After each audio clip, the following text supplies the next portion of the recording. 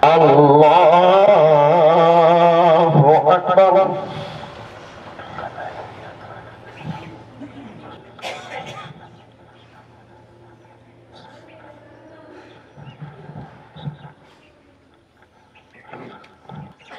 السلام عليكم ورحمة الله. السلام عليكم ورحمة الله. الله أكبر. استغفر الله استغفر الله استغفر الله. اللهم أنت السلام الله أكبر الله أكبر لا إله إلا الله والله أكبر الله أكبر لا إله إلا الله. إن الحمد لله لا إله إلا الله وحده لا شريك له وأشهد أن محمدا عبده ورسوله. يا أيها الذين آمنوا اتقوا الله حق تقاته ولا تموتن إلا وأنتم مسلمون. يا أيها الناس اتقوا ربكم الذي خلقكم من نفس واحدة وخلق منها زوجها وبث منهما رجالا كثيرا ونساء واتقوا الله الذي تساءلون به والأرحام إن الله كان عليكم رقيبا. يا أيها الذين آمنوا اتقوا الله وقولوا قولا سديدا يصلح لكم أعمالكم ويغفر لكم ذنوبكم ومن يطع الله ورسوله فقد فاز فوزا عظيما. أما بعد فإن خير الحديث كتاب الله وخير الهدي هدي محمد صلى الله عليه وسلم وشر الأمور محدثاتها وكل محدثة بدعة وكل بدعة ضلالة وكل ضلالة في النار. أعوذ بالله السميع العليم من الشيطان الرجيم. بسم الله الرحمن الرحيم. قد أفلح من تزكى وذكر اسم ربه فصلى. وقال الله تبارك وتعالى في موضع آخر ولتكبروا الله على ما هداكم ولعلكم تشكرون. الله أكبر الله أكبر الله أكبر لا إله إلا الله والله أكبر الله أكبر ولله الحمد. معزز حاضرین، بزرگان دین، بزرگ خواتین، نوجوانان اسلام، عزیز بچے اور بچیوں، ہم سب سے پہلے اللہ تبارک و تعالیٰ کا شکریہ ادا کرتے ہیں کہ جس نے اپنے فضل و کرم سے اپنی مہربانی اور عنایت سے آج ہمیں اور آپ کو یہ بابرکت گھڑی، یہ مبارک دن، یہ مبارک تہوار عید الفطر کا نصیب کیا. ہم اللہ تبارک و تعالیٰ کا شکریہ ادا کرتے ہیں جس نے ہمیں اور آپ کو رمضان المبارک جیسا بابرکت اور قیمتی مہینہ عطا فرمایا، جس میں اس کے فضل و کی عنایت سے ہم نے طرح طرح کی عبادتیں کی، روزے رکھے، نمازیں پڑھی، قرآن کی تلاوت کیے، ذکر اذکار کیے، توبہ استغفار کیے، اللہ کی توفیق سے صدقہ خیرات کیے، افطار کیے، کرائے، جس طریقے سے ہو سکا ایک انسانیت کا ثبوت دیا. یہ اللہ تبارک و تعالیٰ کا بہت بڑا فضل و کرم ہے. ہم اللہ تبارک و تعالیٰ سے دعا کرتے ہیں کہ اللہ تبارک و تعالیٰ نے جیسے ہمیں اور آپ کو یہ مبارک مہینہ ماہ رمضان عطا فرمایا، اس کے اندر اپنی عبادت کی توفیق عطا فرمائی، اسی طرح سے اس رب کریم سے دعا کرتے ہیں کہ ہمارے اور آپ کی ساری طاعات و عبادات کو درجہ قبولیت عطا فرمائے اور اس کا جو صلہ ثواب ہے دنیا کے اندر بھی ہمیں اللہ تعالیٰ عطا فرمائے اور آخرت کے اندر بھی نصیب فرمائے. حضرات گرامی، آج ہم اور آپ یہاں موجود ہیں. ممکن ہے ہمارے کچھ احباب، ہمارے کچھ اقربا، ہمارے کچھ ریلیٹو، کچھ رشتے دار گزشتہ عید کے اندر، پاسٹ عید کے اندر رہے ہوں لیکن آج ہمارے اندر نہ. آج ہم دعا کرتے ہیں کہ اللہ تبارک و تعالیٰ جو بھی ایسے ہمارے بزرگ ماں ہو، بہن ہو، بھائی ہو، اللہ تعالیٰ ان کے قبر کو نور سے بھر دے اور آخر کی کامیابی نصیب فرمائے. اللہ جنت الفردوس نصیب فرمائے. حضرات گرامی، ہم اور آپ خوش قسمت ہیں، خوش نصیب ہیں کہ اللہ تبارک و تعالیٰ نے آج کی گھڑی ہمیں آپ کو نصیب فرمائی. ہم رب کریم سے دعا کرتے ہیں اور اس کا شکر ادا کرتے ہیں کہ جیسے آج یہ دن ہمیں نصیب فرمایا ہے، ہماری زندگی میں بار بار یہ مبارک گھڑیاں، یہ قیمتی تہوار، یہ مبارک اوقات آئیں اور اللہ تبارک و تعالیٰ ان سے ہمیں بھرپور دنیا اور آخرت کا فائدہ اٹھانے اور فضیلت حاصل کرنے کی توفیق عطا فرمائے. میرے محترم بھائیوں، آج کا دن یہ سوچنے کی بات ہے کہ ہمارا دن، ہمارا اسلام یہ کتنا بابرکت دین ہے کہ جب بھی کوئی موقع ہوتا ہے تو یہ نہیں ہوتا ہے کہ یہ دنیا کی جو چند گھڑی کی زندگی ہے صرف اسی کو پیش نظر رکھے، بلکہ اس کے ساتھ ساتھ ہمیشہ جہاں دنیا کی خوشی، کامیابی جو ہے ہمارے دین کا مقصد ہوتا ہے، وہیں ہمارے تعلق سے ہمارے دین کی کوشش رہی ہے کہ آخرت کا بھی ہم فائدہ اٹھائیں. چنانچہ دیکھیے آج یہ خوشی کا دن، خوشیاں منانے کا دن ہے، لیکن اس کے ساتھ ساتھ ہم اللہ کی بات کر رہے ہیں. دوبارہ نماز ہم نے ادا کی تو یہ اللہ تبارک و تعالیٰ کا کرم ہے. میرے محترم بھائیوں، آج ہمارا آپ یہاں پر بیٹھے ہیں، حضرات گرامی یاد رکھنا کہ صرف زبانی نصیحتوں سے ہی نصیحت نہیں ملتی ہے، اللہ تعالیٰ نے ہمیں ذہن و دماغ دیا ہے، اللہ تعالیٰ نے ہمیں عقل و شعور دیا ہے، اللہ تعالیٰ نے ہمیں سمجھنے بولنے کی قوت دی ہے، ہمیں اپنے طور پر بھی نصیحت یہاں حاصل کرنا چاہیے۔ کس طریقے سے؟ اس طریقے پر کہ جیسے آج ہم نے نہایا ہے، صاف ستھرے نئے کپڑے پہن کر یہاں آئے ہیں، ہم نے یہاں پر نماز پڑھی ہے۔ حضرات گرامی ایک دن زندگی میں ضرور آنا ہے، ایک گھڑی ضرور ہماری زندگی میں آنی ہے جبکہ ہم نیا کپڑے پہنیں گے نہیں بلکہ پہنائے جائیں گے۔ آج ہم نے خود سے نہایا ہے، اس دن ہمیں کوئی نہلائے گا۔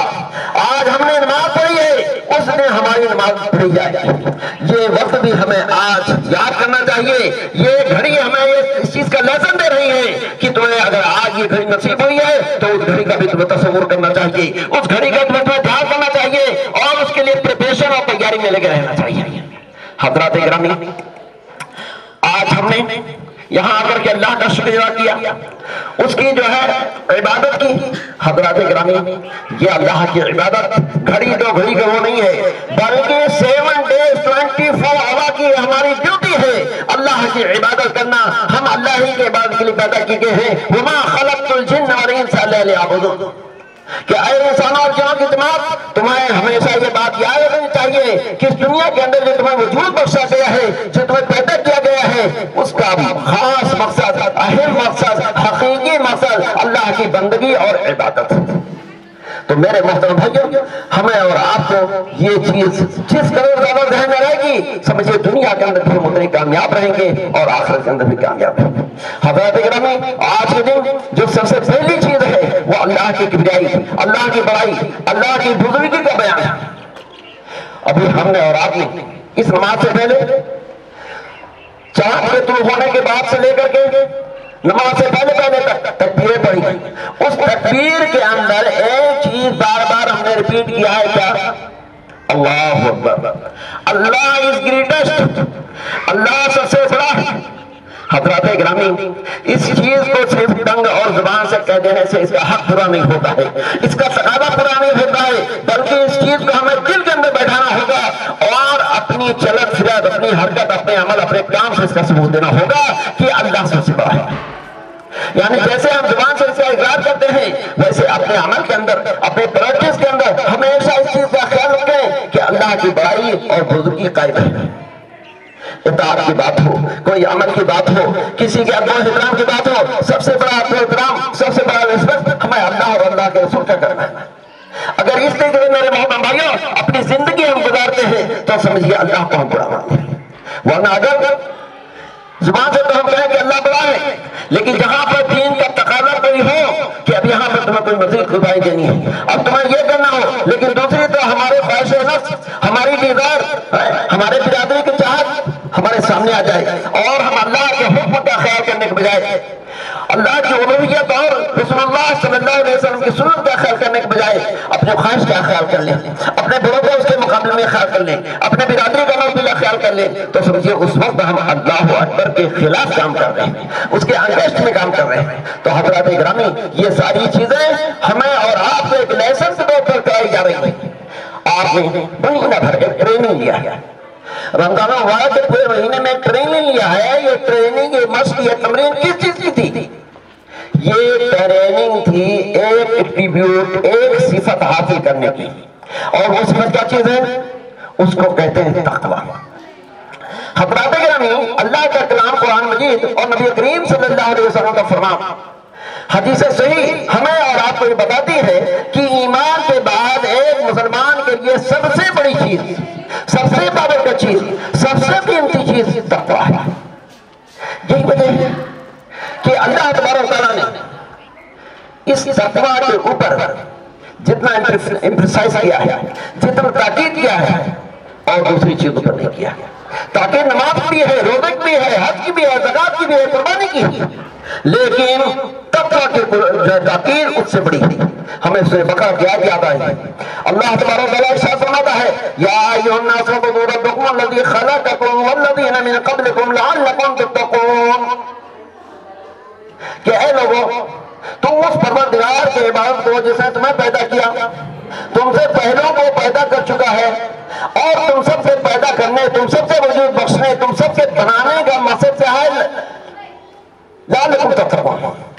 تمہارے اندر تقویٰ آ جائے۔ ابھی رمضان کے مہینے میں بار بار یہ سورہ بقرہ کی آیت آپ نے سنی ہوگی، کتب علیکم الصیام کما کتب علی الذین من قبلکم لعلکم تتقون، کہ لوگوں تمہارے پر روزے فرض کیے گئے ہیں تاکہ تم متقی بن جاؤ، باعث انسان بن جاؤ، پرہیزگار بن جاؤ۔ حضرات گرامی، یہ تقویٰ کی تاکید اللہ تعالیٰ طرح طرح سے کی ہے، اور قرآن مجید کے بیان، مفسرین کے بیان کے مطابق یہ تقویٰ جب سے اس انسانیت کا وجود ہوا ہے آج تک، یعنی امت محمدیہ تک اس تقویٰ کا حکم رہا ہے۔ وقت نہیں ہے کہ ان ساری چیزوں کو میں قرآن کی آیت کی حدیث سے آپ کے سامنے ثابت کروں، میں صرف ہنٹ اور اشارہ کرتے جا رہا ہوں۔ خیرت مندہ راہ اشارہ کافی، عقل مندوں کے لیے اشارہ ہی کافی ہوتا ہے، اس لیے آپ مختصر میں اور زیادہ سمجھنے اور لیسن لینے کی کوشش کریں۔ حضرات کہ ہمیں سوچنے کی بات ہے کہ اس تقویٰ کی اس قدر تاکید، اس قدر اہمیت کیوں ہے؟ حضرات گرامی، اس لیے کہ یہ تقویٰ کے اندر اللہ تبارک و تعالیٰ نے اتنا خصوصیات رکھی ہیں، اتنی فضیلت رکھی ہے کہ اس تقویٰ سے انسان کی دنیا بھی سمجھ جائے گی، آخرت بھی سمجھ جائے گی۔ حضرات گرامی، یہی وجہ ہے کہ اللہ کے نبی صلی اللہ علیہ وسلم، خلفائے راشدین، بعد کے سلف صالحین، جب بھی کوئی بات ہوتی تو سب سے پہلے کیا کہتے ہیں؟ اوصیکم بتقوی اللہ، کہ اللہ کے بندوں میں تمہیں سب سے پہلی جو نصیحت کرتا ہوں وہ تقویٰ اپنانے کی ہے۔ حضرات گرامی، اس لیے کہ یہ تقویٰ تمہیں حاصل ہو گیا تو تمہیں زندگی، اس دنیاوی زندگی کی کامیابی کا راستہ مل جائے گا، آخرت کی کامیابی کا زینہ اور سیڑھی تمہیں نصیب ہو جائے گی، دونوں جہان کے اندر تم کامیاب ہو جاؤ گے۔ وقت زیادہ نہیں ہے، ایک آیت سنیے، سورہ انفال آیت نمبر 29، اللہ تعالیٰ کیا فرماتا ہے؟ تقویٰ کی قیمت کو سمجھیے، تقویٰ کی اہمیت اور اس کے امپورٹنس کو سمجھیے۔ اللہ تعالیٰ فرماتا ہے، ان تتقوا اللہ یجعل لکم فرقانا، اے مومنوں، اے مسلمانوں، اے اللہ کے بندوں اور بندیوں، ان تتقوا اللہ، اگر تم نے اپنی زندگی کے اندر تقویٰ کو اختیار کیا، تقویٰ والے متقی بس انسان کسی زندگی گزارنے پر آ گئے، یجعل لکم فرقانا، تو اللہ تعالیٰ تمہیں ایک کسوٹی عطا کرے گا۔ کسوٹی کیا چیز ہوتی ہے؟ انگلش میں نے اسے دیکھا، جو ٹرانسلیشن اس کے اندر ہے وہ یہ کہ a criterion to judge between right and wrong, a way to you to get out from every difficulty۔ تقویٰ وہ چیز ہے جس سے ہمیشہ تمہیں صحیح غلط، حق و باطل، جائز ناجائز اور نفع نقصان کا فرق معلوم ہوتا ہے۔ جب تقویٰ تمہارے اندر آ جائے گا، تمہیں ہر معاملے میں اللہ تعالیٰ یہ قوت عطا کرے گا سمجھنے کی، تم پرکھ لو گے کہ یہاں پر جو ہمیں قدم بڑھانا چاہیے یا پیچھے ہٹانا چاہیے، یہاں پر نفع ہے کہ نقصان ہے، یہاں پر جو ہے یہ چیز جائز ہے کہ ناجائز ہے۔ یہ آدمی کے اندر اس تقویٰ کی بدولت اللہ ایبلٹی، کیپیسٹی اور صلاحیت پیدا کر دیتا ہے۔ آپ سوچیں یہ کتنی بڑی چیز ہے۔ حضرات گرامی، آگے اللہ تعالیٰ کا فرمان ہے، وَيُكَفِّرْ عَنْكُمْ سَيِّئَاتِكُمْ وَيَغْفِرْ لَكُمْ، اور اسی تقویٰ کی برکت سے اللہ تعالیٰ تمہارے گناہوں کو معاف فرما دے گا، تمہارے قصوروں سے درگزر کرے گا۔ یہی تقویٰ ہے میرے محترم بھائیوں۔ سورہ اعراف کے اندر اللہ نے ارشاد فرمایا، وَلَوْ أَنَّ أَهْلَ الْقُرَىٰ آمَنُوا وَاتَّقُوا لَفَتَحْنَا عَلَيْهِمْ بَرَكَاتٍ مِّنَ السَّمَاءِ وَالْأَرْضِ، کہ اگر اس دنیا کے لوگ ایمان کے ساتھ ساتھ تقویٰ کی صفت اپنانے پر آ جائیں، ایک پائس پرسن، ایک متقی انسان، ایک پرہیزگار بندہ بندی کی زندگی گزارنے پر آ جائیں، تو اللہ تبارک و تعالیٰ ان کے لیے زمین اور آسمان سے جو اس کے مقرر کی ہوئی بلیس اور برکت کے دروازے ہیں، دروازے ہیں، ریسورس ہیں، ذریعہ ہیں، وسائل ہیں، ان کو اللہ اوپن کر دے گا، اس کو متقی پرہیزگار کے لیے کھول دے گا۔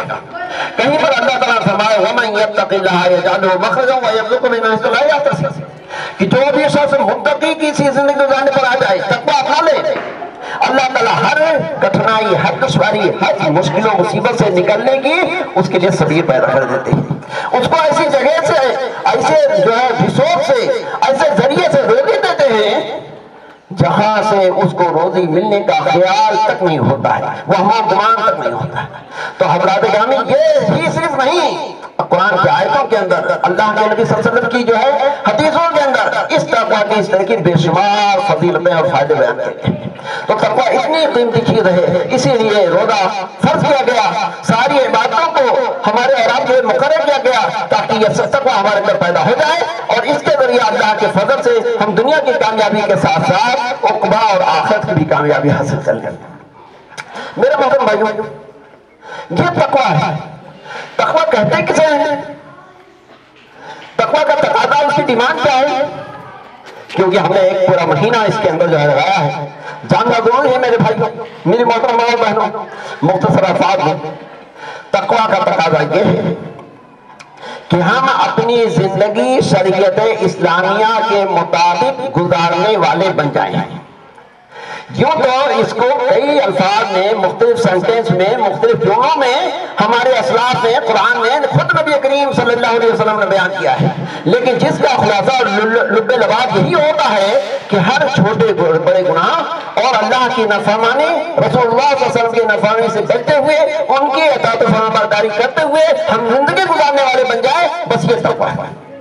اپنی حد تک ہم اللہ کے حکم پر چلنے والے بن جائیں، رسول اللہ صلی اللہ علیہ وسلم کی سنتوں پر عمل کرنے والے بن جائیں، یہ تقویٰ ہے۔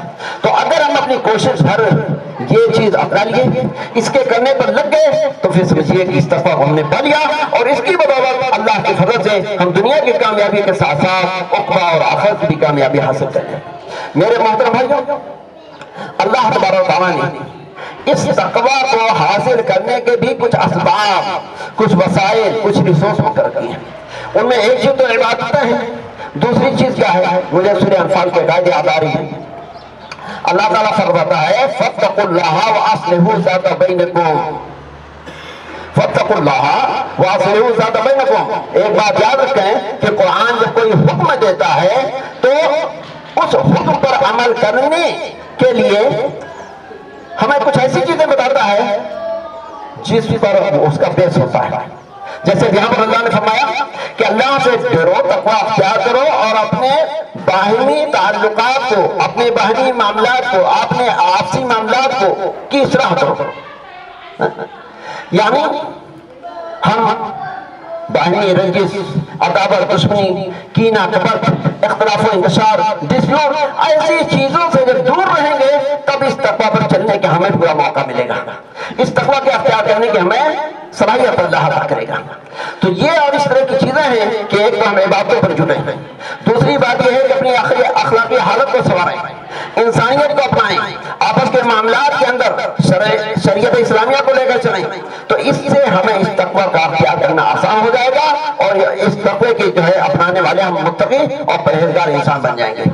حضرات گرامی، ہم زیادہ وقت نہیں لینا چاہتے ہیں، بس مختصر طور پر یہ کہنا چاہتے ہیں کہ جیسے آج ہم اور آپ اللہ کا حکم خیال کرتے ہوئے، نبی کریم صلی اللہ علیہ وسلم کا جو ہے طریقہ اپناتے ہوئے یہاں پر ایک ساتھ مل جل کر کے ہم نے عبادت کی ہے، ایک یونٹی اور اتحاد و اتفاق کا پروف اور ثبوت دیا ہے، یہ چیز یہیں تک محدود نہیں ہونی چاہیے، بلکہ ہم یہاں سے جب نکلیں اپنی عام سوشل اور سماجی زندگی میں جو ہم جائیں تو وہاں پر بھی ہمارا یہی طریقہ ہونا چاہیے کہ ہم فیملی کے ساتھ، پڑوسی کے ساتھ، جماعت کے ساتھ، سماج کے ساتھ ہم اپنی انسانیت، ہمدردی اور خیر سگالی کا اظہار کریں اور اس بات کا ثبوت دیں کہ ہم ایک اللہ کے ماننے والے، ایک نبی کریم صلی اللہ علیہ وسلم کے طریقے پر چلنے والے، ایک کتاب اور ایک کعبہ کا رخ کرنے والے ہیں۔ ہم اللہ تبارک و تعالیٰ سے دعا کرتے ہیں کہ پروردگار عالم کہنے والے کو بھی شریعت کی سیدھی راہ پر چلنے اور صراط مستقیم پر ثابت قدم رہنے کی توفیق عطا فرمائے۔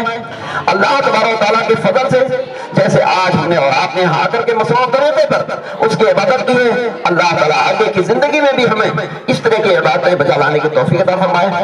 اللہ تبارک و تعالیٰ نے جیسے ہمیں اور آپ کو آج سکون و اطمینان کے ساتھ اپنی عبادت کا موقع دیا ہے، ہمارے جتنے بھی بھائی دنیا کے اندر کہیں پر بھی ہیں، بالخصوص جو آج غزہ ہے، جو آج فلسطین ہے، جو آگ میں بھون رہا ہے، ظلم کے اندر پس رہا ہے، ہم دعا کرتے ہیں کہ اللہ تبارک و تعالیٰ ہمارے ان کلمہ کو بھائیوں اور بہنوں کی حفاظت فرمائے، انہیں بے سکون و اطمینان نصیب فرمائے، جو ظالم ظلم پر ڈٹے ہوئے ہیں اللہ ان کو پست اور ناکام اور شکست سے دوچار کرے۔ اللہ تبارک و تعالیٰ ہمارے جو بھی بھائی دنیا کے اندر کسی جگہ پر بھی ہیں اللہ تبارک و تعالیٰ انہیں سکون اطمینان کی زندگی گزارنے کی توفیق عطا فرمائے۔